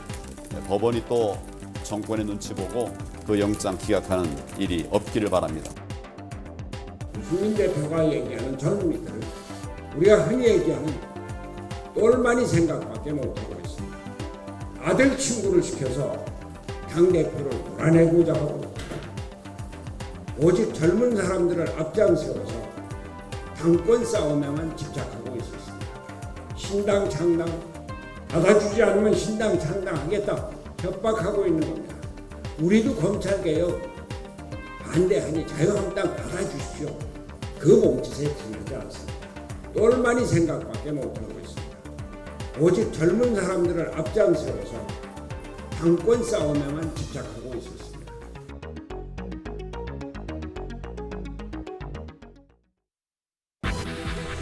검찰이 조국 전 장관의 부인 정경심 교수에 대해 구속영장을 청구했습니다. 사모펀드 의혹과 입시 비리 등 11가지 혐의가 적용됐습니다. 정 교수에 대한 영장 심사는 이르면 모레 열릴 것으로 보입니다. 공수처법을 둘러싼 여야 대립이 수위를 높여가고 있습니다. 민주당은 공수처 법안을 개혁과제 1순위에 두고 정기국회 처리를 추진하고 있고 자유한국당은 장기 집권을 위한 포석이라며 결사 저지를 공언하고 있습니다. 바른미래당은 비당권파 모임 대표인 유승민 의원이 12월 정기국회를 마무리하고 결심을 행동에 옮기겠다고 말해 사실상 창당을 공식화했습니다. 그러면서 자유한국당과의 무조건적인 통합은 없다며 분명한 선을 그었습니다. 올가을 들어 처음으로 수도권과 충청 일부 지역에 초미세먼지 농도가 나쁨 수준을 보이고 있습니다. 수도권에는 미세먼지 예비 저감 조치가 내려져 공공기관의 차량 이부제가 시행되고 있고 미세먼지 배출 차량 집중 단속이 실시됩니다. 지난 18일 미국의 방위비 분담금 인상 요구에 항의하며 주한미국 대사관절을 기습 침입한 대학생 7명에 대한 영장 실질 심사가 잠시 뒤 열립니다. 이들이 속한 진보단체는 기습 시위는 애국적 항거라며 즉각 석방하라고 요구했습니다. 북한 노동신문은 서방의 대북 제재의 목적은 북한의 정권 교체라며 투쟁으로 자주권과 민족 존엄을 지켜야 한다고 주장했습니다. 북한은 지난 5일 스웨덴 북미 실무 협상이 결렬된 이후 대북 제재와 미국에 대한 비난을 한층 강화하고 있습니다. 여야가 패스트트랙으로 지정된 공수처 법안 등을 놓고 본격적인 협상에 돌입했지만 이견이 워낙 커서 대치만 이어가고 있습니다. 이런 가운데 바른미래당 유승민 의원은 자신이 대표를 맡고 있는 비당권파 모임 의원들과 12월에 탈당해 창당을 하겠다고 밝혔습니다. 취재기자 연결돼 있습니다. 김주영 기자. 네, 국회입니다. 오전에 있었던 여야 3당 원내대표 간 공수처 논의에서는 성과가 없었습니까? 네, 그렇습니다. 더불어민주당 이인영, 자유한국당 나경원, 바른미래당 오신환 원내대표가 오늘 오전 국회에서 정례 회동을 가졌습니다. 주로 여권이 추진하는 검찰 개혁 방안 그리고 그 핵심인 공수처 법안 등을 논의했지만 이렇다 할 성과는 없었습니다. 공수처 법안을 놓고 여야가 이견을 좁히지 못한 건데요. 이런 간격은 여야의 아침 회의에서도 확인할 수 있었습니다. 앞서 민주당 이인영 원내대표는 공수처 설치를 거듭 강조하며 검찰 권력 견제와 고위공직자의 비리 수사를 중요한 이유로 밝혔습니다. 방대한 권한을 가지고도 어떤 기관으로부터 견제받지 않는 검찰 권력의 분산을 이루는 것이 공수처의 핵심적인 목적입니다. 게다가 우리가 야당인 시절 주장했던 공수처가 어떻게 정권 연장용이란 말입니까? 반면 한국당 나경원 원내대표는 공수처가 자유민주주의의 치명적인 독이 될 것이라고까지 강하게 비판하면서 검경 수사권 조정으로 검찰 권력 견제와 경찰 개혁을 함께 추진할 것이라고 강조했습니다. 검찰 장악만 현실화될 것입니다. 자유한국당은 공수처 밀어붙이기에 흔들리지 않고 오직 진짜 검찰 개혁에 매진하겠습니다. 진짜 검찰 개혁, 결국 검찰의 독립성과 중립성 확보입니다. 검찰 개혁의 방향에 대한 여야 공방은 오늘 국회 법제사법위원회 법무부 종합국감에서도 재연됐는데요. 민주당 의원들은 과거 한국당 역시 공수처에 찬성 입장을 보였다며 공수처 설치의 필요성을 강조했지만 한국당 의원들은 검찰이 이명박, 박근혜 전 대통령에 대해 심야 조사, 별건 수사, 공개 소환을 하지 않았느냐며 먼저 수사 관행을 사과해야 한다고 맞섰습니다. 유승민 의원이 바른미래당 탈당을 공식화했더군요. 어떤 입장을 밝혔습니까? 네, 유승민 의원이 자신과 비당권파 의원들이 오는 12월 바른미래당을 떠나 신당 창당에 나설 것이라고 밝혔습니다. 그동안 유 의원이 대표를 맡고 있는 변화와 혁신을 위한 비상행동 의원들의 탈당 움직임은 포착돼 왔지만 공식적으로 직접 시기를 언급한 것은 이번이 처음입니다. 유 의원의 말 들어보겠습니다. 12월 정기국회까지는 마무리하고 그리고 그 이후에 이제 저희들 결심을 행동에 옮기는 그런 스케줄로 생각하고 있습니다. 예산하고 패스트트랙 관련 법안하고 다 처리하고 그리고 저희들 결심 행동 옮길 겁니다. 이에 대해 손학규 대표는 강하게 유 의원을 비판했습니다. 유 의원이 그동안 당을 위해 아무것도 안 하고 자신을 몰아내는 데에만 힘을 쓰지 않았느냐며 위선자, 기회주의자라고 유 의원을 몰아세웠습니다. 이어 나갈 것이라면 빨리 나가라며 바른미래당은 한국 정치 구조를 바꾸고 국민의 신뢰를 받는 연합 정치의 길로 나가겠다고 강조했습니다. 빨리 나가라 얘기입니다. 왜 지난 4월부터 그 탈당을 생각했다고 하는 사람이 지금까지 당을 망가뜨리고 있으면서 나가겠다고 그러면 나가지 12월까지 왜 기다리느냐 얘기예요. 우리가 당을 제대로 만들 테니까 걱정 말고 나가시라. 이처럼 당권파와 비당권파가 공개적으로 갈라서기를 강조하고 나서면서 양측은 눈치 보기를 끝내고 구체적인 분당 움직임에 속도를 낼 것으로 예상됩니다. 지금까지 국회에서 YTN 김주영입니다. 문재인 대통령은 2년 넘게 국민 통합을 위해 노력했지만 크게 진척이 없었다며 총선을 앞두고 갈등이 증폭되지 않도록 종교 지도자들이 큰 역할을 해달라고 요청했습니다. 또 공정에 대한 국민의 요구가 생각보다 훨씬 높았다면서 정치권이 귀를 기울여야 한다고 강조했습니다. 오늘 종교 지도자와의 만남, 문 대통령 모두 발언 잠시 듣겠습니다. 지금 이제 2년 가까이 흘렀는데 국민 통합이라는 면에서는 우리들 나름대로는 뭐 협치를 위한 노력을 하기도 하고 또 많은 분야에서 통합적인 그런 정책을 시행하면서 나름대로 노력을 이제 해왔지만 그러나 뭐 이렇게 크게 그렇게 뭐 진척이 없는 것 같습니다.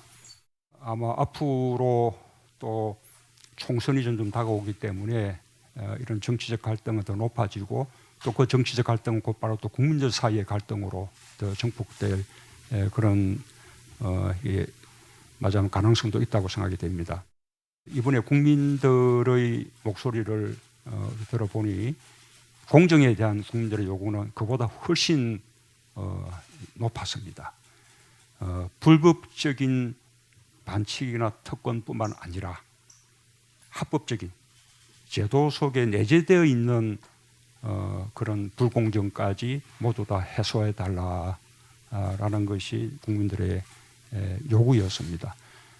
우리 정치가 아주 귀를 기울여야 한다고 생각합니다.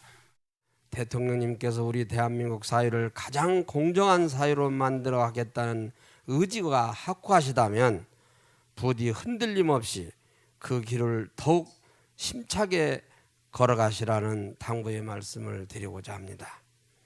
저희 종교 지도자들 또한 우리 사회의 통합과 평화 그리고 보다 의미 있는 진전을 위해서 국정 운영의 모든 힘을 보태고 함께 기도하겠습니다. 한미가 이번 주 미국 하와이에서 제11차 방위비 분담 특별협정을 위한 2차 협상을 이어갑니다. 하지만 미국이 직전 협정에서 합의한 분담금의 대여섯 배에 달하는 50억 달러, 우리 돈으로 6조 원가량을 요구한 것으로 알려져 있습니다. 취재기자 연결합니다. 임성호 기자. 네, 통일외교안보부입니다. 네, 한미 간 입장차를 알아보기 전에 방위비 분담금이 뭔지 개념 정리부터 해주시죠. 네, 한국의 미군이 주둔한 이래로 우리 정부는 주한미군 경비를 직접 또는 간접 지원해 오고 있습니다. 이 가운데 방위비 분담금은 한미 주둔군 지휘협정, 이른바 소파 5조에 대한 특별조치협정을 맺어서 주한미군에 지급하는 돈입니다. 소파 5조에 보면 한국이 주한미군 시설 부지를 무상 제공하고 미국은 그 외에 미군 운영 유지비 등을 부담하기로 되어 있습니다. 이 규정에 따르면 원래는 주한미군 내 한국인 노동자 인건비나 군사시설 건설 비용 등은 미국 측이 부담해야 하는 겁니다. 방위비 분담 특별협정은 여기에 특별 조치를 추가한 겁니다. 우리 측이 소파 규정에 따른 시설 부지 무상 제공에 더해서 미국이 부담하게 돼 있는 주한미군 운영 유지비 일부도 지원할 수 있게 한 것입니다. 네, 그동안 우리나라가 부담해온 방위비 분담금 규모는 어떻게 되나요? 네, 방위비 분담 특별협정은 지난 1991년에 처음으로 체결됐습니다. 한미 양국은 이후 올해까지 모두 10차례에 걸쳐 특별협정을 갱신하며 한국의 방위비 분담금을 차츰 늘려왔습니다. 최근 추이를 보면 2014년부터 지난해까지 5회에 걸쳐서 대체로 9천억 원대의 분담금 규모를 유지했습니다. 그러다가 미국의 트럼프 행정부가 들어선 뒤 방위비 분담금 인상 압박도 거세지면서 올해 적용하는 10차 특별협정에서는 처음으로 1조 원을 넘겼습니다. 네, 한국이 이미 적지 않은 금액을 부담해왔다는 평가가 많습니다. 그럼에도 미국은 얼마를 더 내라고 요구하는 겁니까?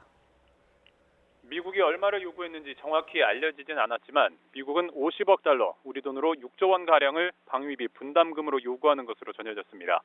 사실이라면 올해 한국이 부담하는 분담금에서 대6배의 인상을 요구하는 겁니다. 미국의 이 같은 요구는 최근 여당인 더불어민주당을 통해서도 간접적으로 확인됐습니다.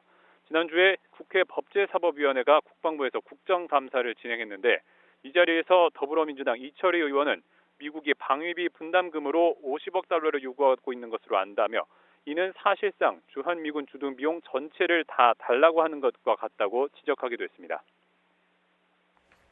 네, 그러면 무려 5조 원을 인상해달라는 건데 구체적으로 어느 항목의 비용을 그렇게 요구하는 건가요? 네, 방위비 분담 특별협정에 따라서 우리 정부는 무상 제공하는 시설과 부지 외에도 주한미군 운영 경비 일부를 지원합니다. 앞서 말씀드린 것처럼 주한미군 내 한국인 노동자의 임금이나 군사시설 건설 비용 등이 거기에 포함됩니다. 그런데 미국이 이번에는 이와 별개의 항목을 신설해서 방위비 분담금 인상을 요구하는 것으로 알려졌습니다. 그 가운데 하나가 준비태세 항목입니다. 미국은 그간 북한의 도발 등으로 한반도에 군사적 긴장이 고조될 때 항공모함이나 핵잠수함, 전략폭격기 등 전략 자산들을 전개해왔습니다. 또 유사시를 대비한 연합훈련과 연습훈련도 우리 군과 함께 진행해왔는데 이 비용을 방위비 분담금에 추가하라고 요구하는 것으로 전해졌습니다. 미국은 이외에도 주한미군 군무원과 미군 장병들의 가족 지원 등을 위한 비용도 분담금 항목에 포함하라고 요구하고 있는 것으로 알려졌습니다. 네, 우리 정부도 난감할 것 같습니다. 협상에 임하는 전략은 어떻습니까? 네, 우리 정부는 미국의 요구 사항들이 규정과 맞지 않는다는 점을 적극적으로 설명할 방침입니다. 이른바 준비 태세 항목 등이 기존 소파와 특별협정 내용에는 포함되지 않는다는 것을 강조한다는 겁니다. 또 방위비 분담금 이외에 간접 지원하는 액수도 적지 않다는 점을 미국 측에 강조한다는 방침입니다.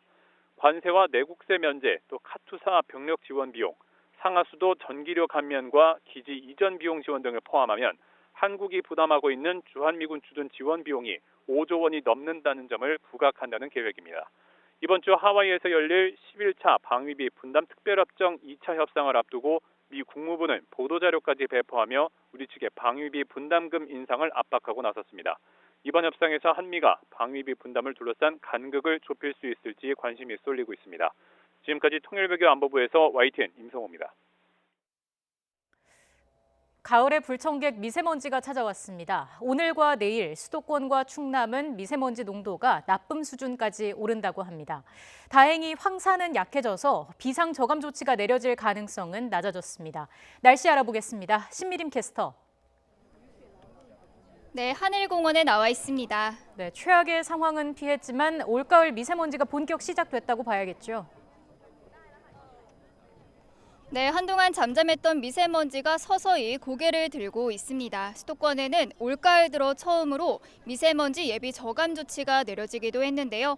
하지만 아직까지는 대기질이 양호한 편이어서 미세먼지용 마스크를 착용한 시민들은 찾아보기가 힘듭니다. 하지만 저녁 무렵부터는 중국발 스모그가 유입이 되면서 수도권과 충남 지역을 중심으로는 미세먼지 농도가 높아질 것으로 보이니까요. 미세먼지용 마스크를 꼭 챙겨 다니시는 게 좋겠습니다. 현재 전국적으로 대기질은 양호한 편인데요. 하지만 늦은 오후나 저녁 무렵부터는 중국발 스모그가 유입이 되겠고요. 수도권과 충남 등 중서부 지역의 미세먼지 농도가 나쁨 수준까지 오르겠습니다. 그래도 미세먼지 특보 수준까지 농도가 치솟진 않겠고요. 우려했던 가을 황사의 영향도 적을 것으로 보여서 내일 비상저감 조치가 발령될 가능성도 낮을 것으로 보입니다. 내일 전국 하늘 대체로 맑겠지만 동해안 지역은 흐리겠고요. 제주도는 오후부터 가끔씩 비가 내리겠습니다. 주 중반에는 영동과 남부지방에 비 예보가 들어있고요. 기온은 점차 내림세를 보이면서 주말부터는 예년 이맘때 가을 날씨를 되찾을 전망입니다. 큰 일교차의 미세먼지까지 겹치면서 감기 등 호흡기 질환에 걸릴 가능성이 무척 커졌는데요. 수분을 충분히 섭취해 주시고요. 개인 위생에도 신경을 써주시기 바랍니다. 지금까지 하늘공원에서 YTN 신미림입니다.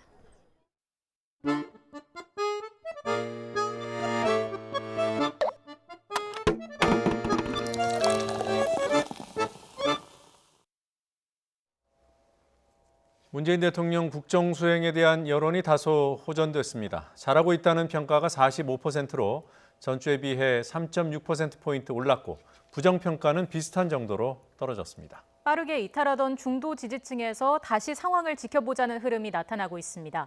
이번에 나타난 반등이 일시적인지 추세 전환으로 이어질지가 중요해 보입니다. 숫자의 정치 더 여론에서 살펴보겠습니다. 이텍스 리얼미터 대표, 박시영 윈지코리아 컨설팅 대표 자리하셨습니다. 어서 오십시오. 예, 안녕하십니까. 안녕하세요. 먼저 대통령 국정수행 평가 이번 주 결과 함께 보시겠습니다. 네, 긍정평가가 지난주보다 3.6%포인트 올라서 45%를 기록했고요. 부정평가는 3.8%포인트가 줄어들어서 52.3%.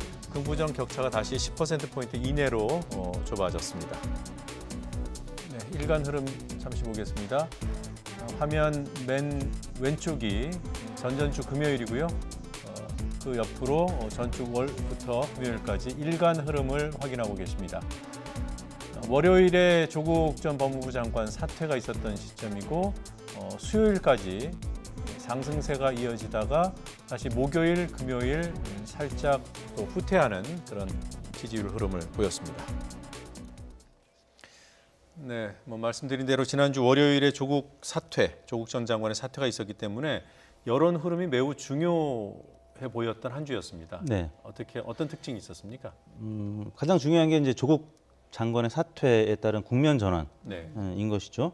광장의 구호도 바뀌었습니다. 보수 진영은 이제 조국 사퇴라는 얘기는 더 이상 할 수가 없게 됐고 이제 문재인 대통령 책임론을 얘기하고 있는데 진보 진영은 이제 공수처 설치로 이제 또 아젠다가 바뀌었고요. 근데 공수처 설치는 뭐 대략 찬성이 50% 이상 지금 나오고 있는 아젠다이기 때문에 그래서 문재인 대통령의 하락 요인이 지금은 제거가 된 상황이고 물론 이제 국감을 통해서 계속 조국 장관과 관련된 전 장관과 관련된 이슈들이 계속 나오고는 있습니다만 그게 이제 약화된 건 분명해 보이고요.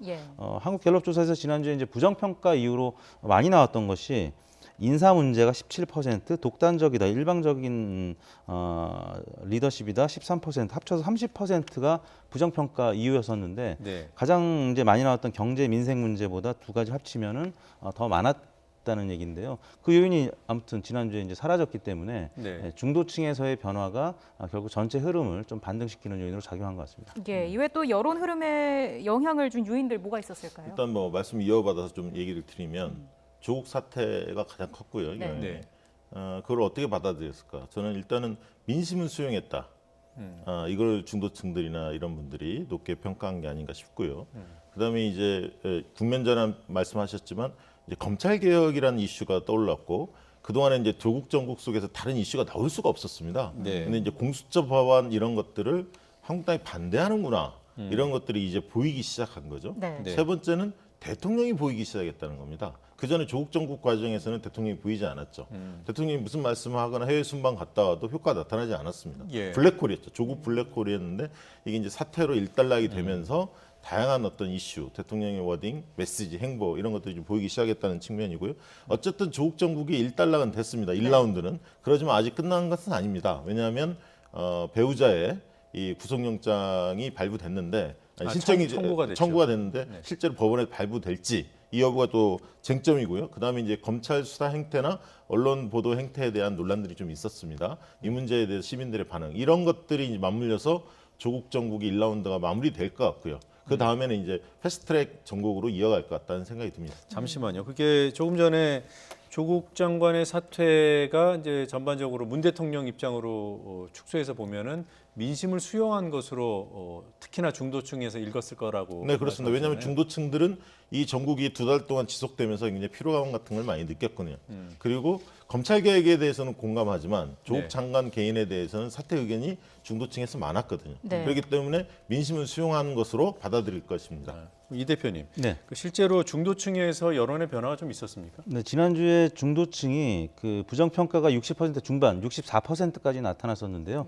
이번 주는 58.9%, 한 5%포인트가량 부정평가 빠졌고요. 긍정평가도 역시 33.5%에서 38.8%로 5%포인트가량 증가했습니다.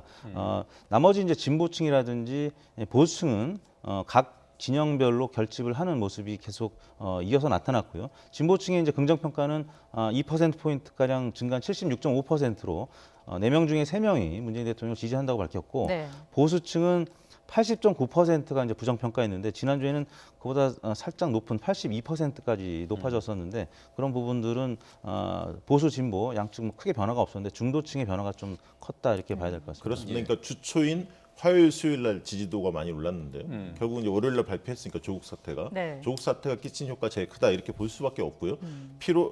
예를 들면 안도감, 실망감, 기대감 이런 것들이 많이 뒤섞이면서 과연 여론이 어떻게 움직일지 사람들이 되게 관심이 많았는데 리얼미터 조사에서 어쨌든 화요일 날, 수요일 날 지지율이 올랐습니다. 그런데 주중에는 또 악재들이 굉장히 많이 쏟아졌거든요. 정경심 교수 진단서 논란도 있었고요. 남북 축구가 무중계 중계하지 않아서 좀 답답해했죠. 그리고 또 IMF에서 경제 성장률 하향 전망치를 내놨고요.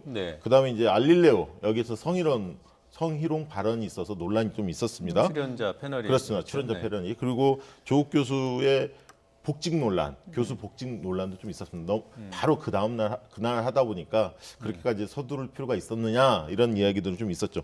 그럼에도 불구하고 지지율이 안 빠진 이유는 아까 이제 조국 사태가 주는 메시지가 굉장히 컸고요. 두 번째는 저는 국회 방송에 대해서 패스트트랙 관련해서 이 검찰이 압수수색을 했거든요. 한국당한테 상당히 악재였죠. 그리고 대검 국정감사 과정에서 이 윤석열 총장께서 어떤 정부 때 그 수사를 검찰이 독립적으로 할 수 있었냐, 정권이 독립적으로 유지했냐, 이래서 MB 정부를 이야기하지 않았습니까? 쿨했다. 물론 특정 사건에 한정해서 얘기하긴 그렇습니다. 했습니다만. 근데 이것이 일파만파 커졌죠. 그래서 이제 민주당 쪽이나 아니면 진보층들 같은 경우는 굉장히 좀 분개했고 배신감 이런 것들을 느꼈고 MB 때가 검찰 전성 시대 아니었느냐. 그 정권과 많이 유착을 했었는데 너무 좀 뜻밖의 발언을 보면서 윤석열 총장에 대한 어떤 실망감 이런 것들이 상당히 커졌죠. 그리고 대통령이 수요일 날인가요?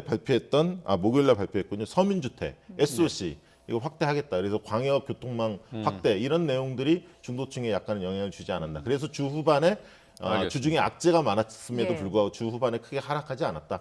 그렇게 보입니다. 그럼 좀 추세가 바뀌어 간다고 볼 수 있을까요? 일단 당청 입장에서는 악재가 사라졌기 때문에 이제 더 이상 떨어지는 거는 이제 막았을 것 같은데요. 지금 한국 갤럽 조사하고 이제 리얼미터 조사 결과가 조금 이제 비교가 되면서 지금 얘기가 나온 것들이 이 잘 모름 또 무응답 의견이 갤럽 조사에서 조금 많아졌거든요.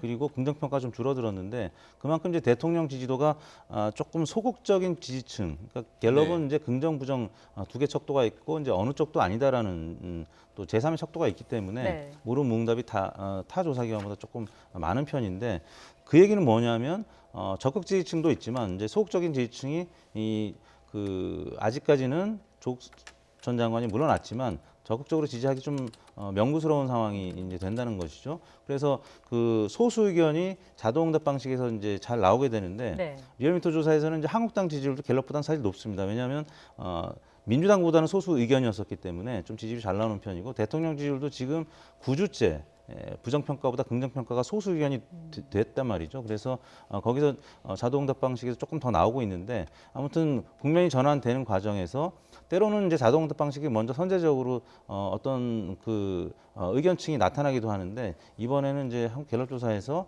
먼저 조금 좀 부정층이 많이 늘어났는데 이제 사태가 이제 과거 전례를 보면은 이게 계속 떨어지다가 어떤 국면이 전환되면 조금씩 상승하는 모습을 볼 수가 있는데 이번 주에도 뭐 여러 이슈들이 있기 때문에 좀 상황을 지켜봐야 될 것 같습니다. 지금 그 이택수 대표께서 한국갤럽하고 또 리얼미터 조사 결과에 대해서 이제 비교해서 말씀해 주시는데 이해를 돕기 위해서 잠시 설명을 드리면 리얼미터 이번 주중 집계, 주간 집계 결과를 보면 긍정평가가 전주에 비해서 좀 올랐어요. 41.4에서 45로.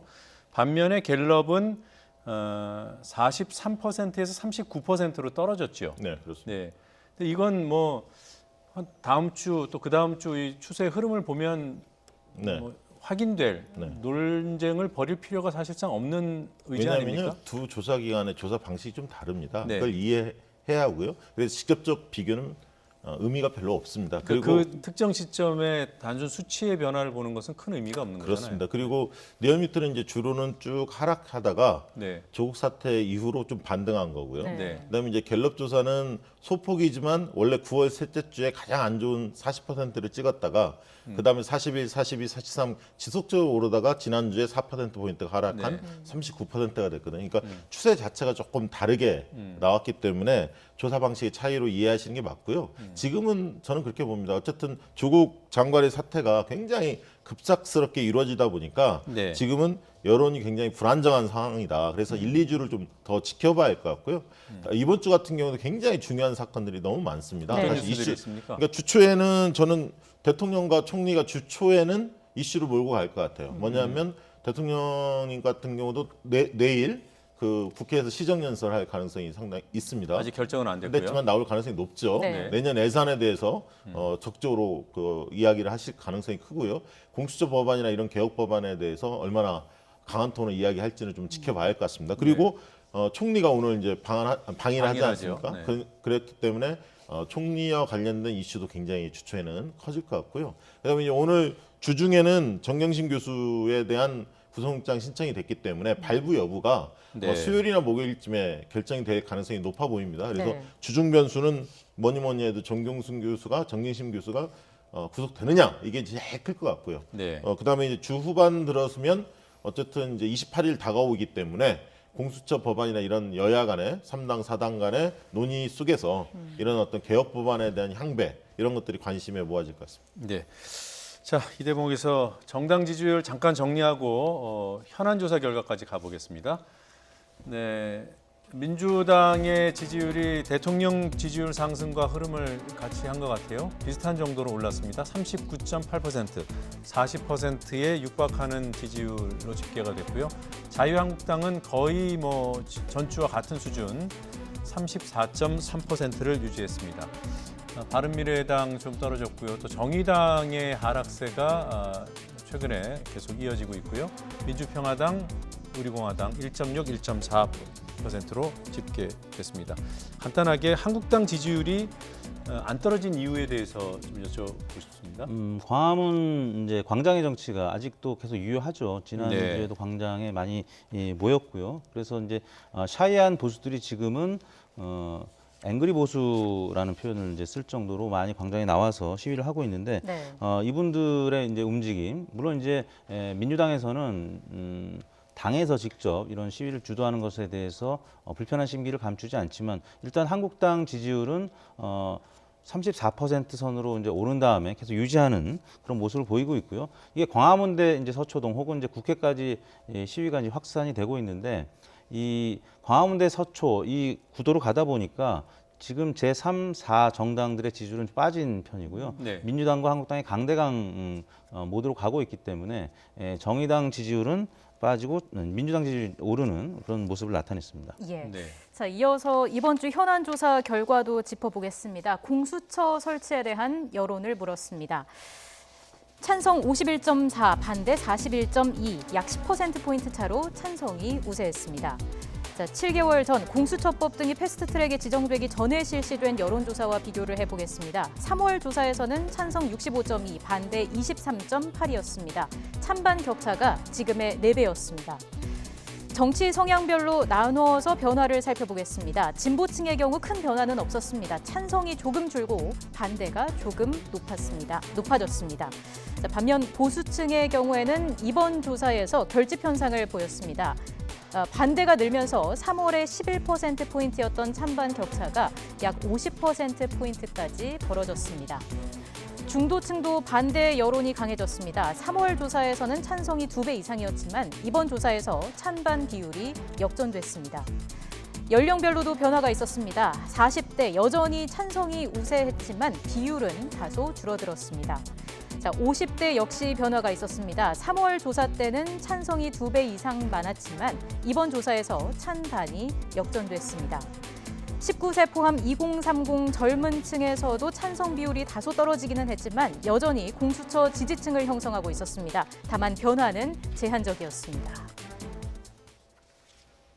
네, 이게 다른 그 기관에서 조사한 결과를 다 이제 종합해서 보더라도 연초 또 패스트트랙 전국 요때까지만 해도 상당한 높은 여론을 유지하던 공수처 지금 많이 줄어들었어요. 네.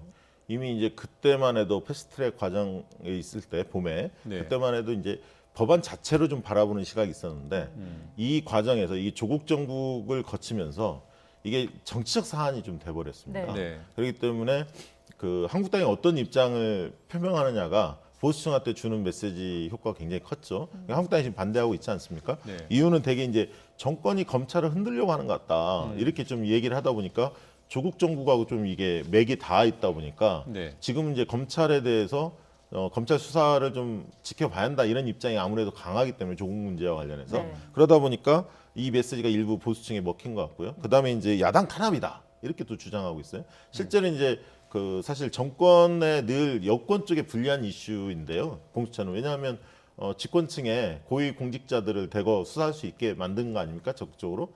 근데 이제 어쨌든 한국당이 기존 입장과는 달리 태도를 어쨌든 반대 입장을 표명하다 보니까 보수층이 확실히 반대로 확실히 돌아섰고요. 중도층은 과거에 어떤 이런 이슈가 나오면 되게 정권에 우호적이었었습니다. 근데 조국 정국 과정을 거치면서 중도층이 상당히 동요했고 일부 이탈도 했습니다. 그러다 보니까 지금은 중도층에서는 찬반이 팽팽한 그렇게 조사가 됐습니다. 그래서 이제 향후에 여야 모두 굉장히 공수처 법안에 대해 사활을 걸 텐데 과연 민주당으로서는 야 3당 과 공조 체계를 이뤄낼 수 있느냐 이게 이제 관건일 것 같고요. 한국당 입장에서는 그동안에 조국을 중심으로 이런 이슈에 대해서 홍보하기가 굉장히 좋았는데 이제 조국 장관이 사퇴했기 때문에 공수처 법안에 대한 시시비비를 국민들은 이제 객관적으로 보려고 할 겁니다. 그런 측면에서 한국당의 논리가 먹힐지 두고 봐야 할 것 같습니다. 네, 조금 전에 저희가 이전에 실시된 이제 조사 결과들 봤습니다만 과거에는 뭐 6대2 내지는 8대1 이렇게 벌어졌던 조사가 이제 5대 4까지 왔어요. 이게 지금 민주당에서는 공수처 법안을 이제 밀어붙이려고 하고 있잖아요. 그 혹시 동력이 약해지겠습니까? 어떻게 보십니까? 일단 뭐 5대 4 정도라도 이제 긍정 여론이 여전히 우세하기 때문에 사실 이제 공수처 뭐 발의라든지 뭐 입법 이야기는 지금 민주당에서 이회창 전 대표라든지 뭐 정몽준 전 의원까지 다시 회자될 정도로 과거에 이제 한국당 계열에서 찬성했던 부분도 있었기 때문에 그래서 이제 더 이상 좁혀지지 않을 것 같고요. 이제 이해찬 대표는 뭐 여론조사 얘기하면서 한 80%가 찬성한다. 이제 아까 3월달에 실시된 한국 사회여론연구소 조사인데 이게 이제 정책 이슈였다가 정치적 쟁점화되면서 뭐 지금 뭐 강대강구도 아까 말씀드렸지만은 민주당이냐 한국당이냐 아니면 광화문이냐 서초동이냐 아니면 뭐 조국 전 장관이냐 아니면 윤석열 총장이냐 어느 한쪽을 지금 선택하게끔 그런 블랙홀의 이슈에 이제 빠져있던 상황에서 조사가 됐기 때문에 팽팽하긴 합니다만 5대 4 정도로 긍정평가가 높다라는 점에서 그리고 한국당을 제외한 다른 정당들은 일단은 긍정적으로 검토한다는 점에서 동력이 계속 유지된다 이렇게 봐야 되겠죠. 예, 알겠습니다. 자, 오늘 두 분 말씀 여기까지 듣겠습니다. 고맙습니다. 감사합니다.